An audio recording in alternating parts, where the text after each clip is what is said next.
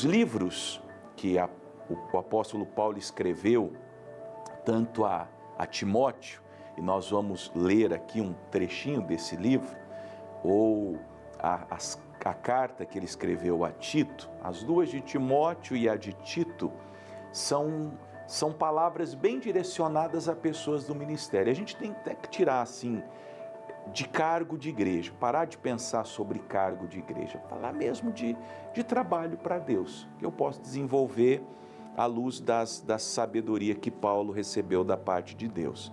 E eu quero ler essa porção hoje, falar desse tema, 1 Timóteo capítulo 4, do versículo 6 até o versículo 16. Vamos lá, já então, 1 Timóteo capítulo 4, do verso 6 ao verso 16. Repito, esqueçamos que Timóteo é pastor, que a palavra foi dirigida a um pastor. Isso aqui para mim, para você, para todos os que querem servir e agradar a Deus com fidelidade, com diligência, com amor. Propondo essas coisas aos irmãos, serás bom ministro de Jesus Cristo, criado com as palavras de fé, ou as palavras da fé, e da boa doutrina que tem seguido. Então vamos pegar esse recorte aqui, ó. Bom ministro de Cristo, ou bom ministro de Jesus Cristo. Temos sido. Eu me indago hoje, será que eu tenho sido um bom ministro? Ministrar é compartilhar o que eu tenho. E essa história começa quando? Se eu quero compartilhar alguma coisa, primeiro eu tenho que receber. Não posso dar o que eu não tenho. A premissa do Evangelho é: o que eu tenho, isso te dou. Lembra Pedro falando para o homem paralítico, pedindo dinheiro para ele? Ele falou: olha, amigo, prata e ouro eu não tenho. Prata e ouro, e o verdadeiro pastor, o verdadeiro ministro de Deus, o verdadeiro pregador, ele não enriquece na obra de Deus. Ele pode ser próspero e tudo mais, mas ele não enriquece. Pedro não enriqueceu, Paulo não enriqueceu, os grandes líderes não enriquecem na obra de Deus, com o dinheiro da obra de Deus.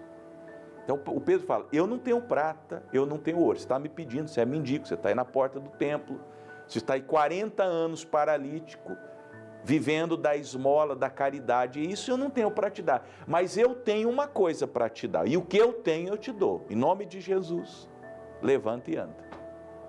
E o paralítico, de 40 anos, andou perante todo mundo, entrou saltando e pulando e louvando a Deus, e foi um alvoroço, porque todo mundo sabia que aquele homem tinha 40 anos de idade e que desde o nascimento dele, ele era colocado nas escadas do templo para pedir dinheiro a quem entrava na igreja.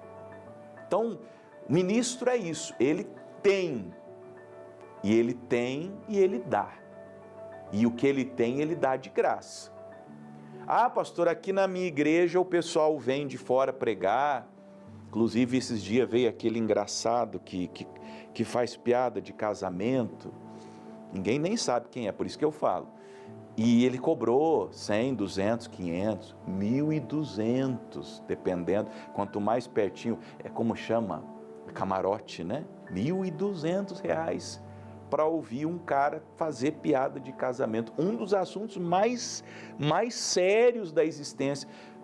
Não sei se vocês acompanham, mas eu acho que foi no ano passado, eu vi isso numa pesquisa de Ibope, mais de 400 mil casais se divorciaram no Brasil. Então não é um assunto para piada, mas o cidadão cobra. Não.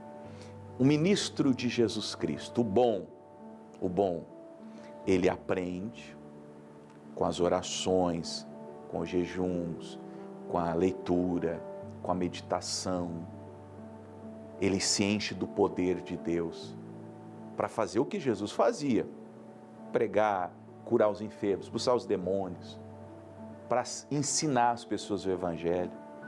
E ele dá de graça. De graça recebestes, de graça dai. Busque ser um bom ministro de Jesus. Repito, a história começa quando você busca, você se enche. de Deus, da palavra de Deus, de santidade, de temor, de justiça, de sabedoria, aí você será um bom ministro. E o Paulo queria que Timóteo fosse um bom ministro de Jesus, criado com as palavras da fé e da boa doutrina que ele seguia. É a mesma expectativa que o Espírito Santo tem de mim, de você. Palavras da fé e a boa doutrina. Sem adulteração, sem heresia, sem ensinar o que não seja evangelho. Aí ele fala na sequência, verso 7. Mas rejeita as fábulas profanas e de velhas, piadas, anedotas, sabe? No púlpito não cabe. A vida humana, a alma humana é tão preciosa, a condenação vai ser tão pesada que não cabe anedota, piada, coisas profanas, chocarrice, não cabe. Tem que ser o Evangelho. As pessoas têm que olhar nos olhos do ministro de Deus e têm que ver a seriedade do homem que prega a palavra. Rejeita e exercita-te a ti mesmo em piedade. Piedade. Ah, como eu peço a Deus que levante os homens que se exercitam na piedade. Onde estão os homens de oração? Os homens e as mulheres de oração, que oram 2, 3, 4 horas por dia, que mergulham nas Escrituras. Onde estão as pessoas piedosas deste tempo? Que Deus encontre em mim e em você. Deus encontre em mim e em você pessoas que se exercitam na piedade. Cadê fulano? Em oração.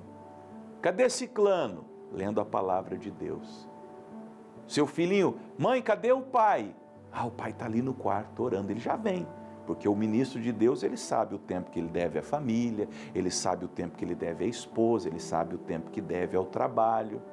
Ele não é ladrão do tempo de ninguém. Dá a Deus o que é de Deus, dá a César o que é de César, dá a esposa o que é da esposa, dá ao filho o que é dos filhos, dá ao trabalho o que é do trabalho. Agora, ele se exercita na piedade, ele exercita a si mesmo na piedade. Não posso fazer isso por você. Sou eu quem devo fazer, por mim, para que eu seja um bom ministro de Cristo. O tema é seja um bom ministro de Cristo, porque o exercício corporal, para pouco aproveita. As horas que, e o Timóteo, por ser grego, Paulo está falando isso, e havia um motivo, você sabe que os gregos, eles prezavam muito né? Inclusive aquelas esculturas antigas, eles gostavam de, como o pessoal fala, ser bombado, fisiculturismo, né? Ser bombadinho e tal. Aí o Paulo fala, olha assim, Timóteo, então, cara, não aproveita muito, você vai gastar muito tempo nas barras, nos ferros, nos halteres, mas na hora que o demônio manifesta, você pode ser bombadinho, o demônio não pega, você não pega o demônio que pega você. Na hora que vem uma crise, na hora que vem uma luta no teu casamento, na hora que um filho der um problema, não vai ser isso. Ele não está dizendo que não aproveita nada, ele aproveita, é claro que é bom. E aí nesse sentido a gente pode entender o que Paulo está dizendo. Tem que ter saúde, não é errado cuidar. Paulo está dizendo, não está errado. Ele não diz é pecado. Ele só diz aproveita pouco. Em comparação com o exercício da piedade, o exercício corporal perde de 10 a 0. É assim que ele está falando. Em outras palavras, faça o exercício corporal, mas faça 10 vezes mais o exercício da piedade. Se você gasta 1 hora no exercício corporal, gaste 10 horas no exercício da piedade. É isso que ele está falando. Não está dizendo que é pecado. E eu também não vou dizer que seja pecado, porque não é. Mas pouco aproveita. Pouco aproveita. Mas a piedade, olha ele tornando a falar da piedade, para tudo é proveitosa. Para tudo. Tendo a promessa da vida presente e aqui de vir. Aqui há de vir, não é? Opa, já cortei aqui, Tiago. Acorda, menino. Vamos de novo? Tendo a promessa da vida presente e a que há de vir. Então, se eu oro, se eu me consagro, se eu leio, se eu busco, se eu me disponho para Deus, eu tanto terei benefícios nesta vida, de todas as maneiras, como também na vida por vir. Aí ele prossegue. Essa é uma palavra fiel e digna de toda aceitação. Ô Timóteo, leva a sério o que eu estou falando com você. Filho de Deus, filha de Deus, levem a sério. Essa palavra é fiel, é digna de aceitação. De você passar hoje pensando, é verdade, eu preciso ser um bom ministro de Cristo. Porque para isso trabalhamos e lutamos, pois esperamos no Deus vivo, que é o Salvador dos homens e principalmente dos fiéis. Você acha que valeu a pena o trabalho de Paulo? Você já imaginou o galardão de Paulo no céu? Os 33 anos de ministério aproximadamente. Aquele homem que percorreu o mundo pregando a palavra. Ele sabia que trabalhava para o Deus vivo. Deus é o melhor patrão que existe, que vai te recompensar nas coisas desta vida e nas coisas do porvir. Como eu disse, você se dedica a Deus, faz para Deus e Deus te abençoa em todas as áreas. Outro dia desses eu vou dar um testemunho, um depoimento aqui. Estava olhando o meu guarda-roupa, as roupas que eu tenho, e eu comentei com alguém, faz anos que eu não compro uma peça de roupa, faz muitos anos. E sempre estou ganhando um paletó, uma gravata, um sapato, uma calça. Eu falei, meu Deus, sem gastar R$1. Vem um amigo, vem um conhecido, às vezes uma pessoa que nem você nunca viu na vida, vem e te traz um presente, te traz uma coisa importante que você precisa, às vezes até ora, Deus, Senhor, eu estou precisando, tal, mas a grana não tá dando, tá tudo bem assim, apertadinho, a gente vai levando, então você só faz uma oração, de repente alguém vem, aquilo que você queria, porque Deus cuida, Deus abençoa. Cuida das coisas de Deus, que Deus começa a cuidar das suas coisas. Cuide da casa de Deus, Deus vai começar a cuidar da sua casa. Cuide dos filhos de Deus, Deus vai começar a cuidar dos seus filhos. Deus é um bom patrão, é um bom pai, é um bom pagador. Deus não fica em dívida com ninguém. Às vezes nós recebemos pouco de Deus porque fazemos pouco por Ele. Deus não tem quase nada para te dar como galardão, porque você pouco faz por Ele, pela causa dEle, pela obra dEle. Não é verdade? O que hoje você tem feito e você pode dizer, isso aqui eu faço para Deus. Manda essas coisas e ensina-as. Ninguém despreze a tua mocidade, mas seu exemplo dos fiéis, na palavra, no trato, no amor, no espírito, na fé e na pureza. Ô Timóteo, ô irmão, irmã, nós temos que ter a consciência que somos o modelo. A igreja é a expressão, é a manifestação de Deus aqui na terra. O povo de Deus tem que ser um povo santo, íntegro, reto, tem que ser um povo nobre, tem que ser um povo que honra o contrato, tem que ser um povo diferente. Paulo está dizendo, Timóteo, você é o exemplo. E é o exemplo não dos infiéis apenas, porque não é difícil ser exemplo para os infiéis. Alguém já disse que em terra de cego, quem tem um olho é rei. Então, no meio dos pecadores, qualquer moral um pouquinho mais elevada se sobressai. Mas o que o Paulo está dizendo é, você tem que ser o exemplo no meio dos fiéis. Você tem que ser o melhor dentre os melhores. Você tem que ser o mais santo dentre os mais santos. Você tem que ser o mais consagrado dentre todos os consagrados. Eu falei outro dia, no Paraná, na Graça mesmo, foi aqui nesse estúdio. Jesus olha para o Pedro e pergunta para o Pedro, Pedro, você me ama mais do que estes?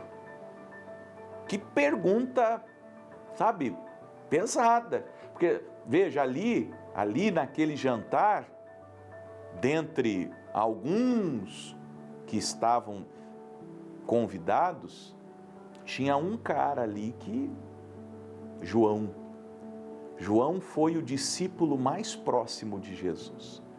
Está escrito discípulo a quem Jesus mais amava. Na Santa Ceia, do ladinho recostou a cabeça aqui no peito de Jesus.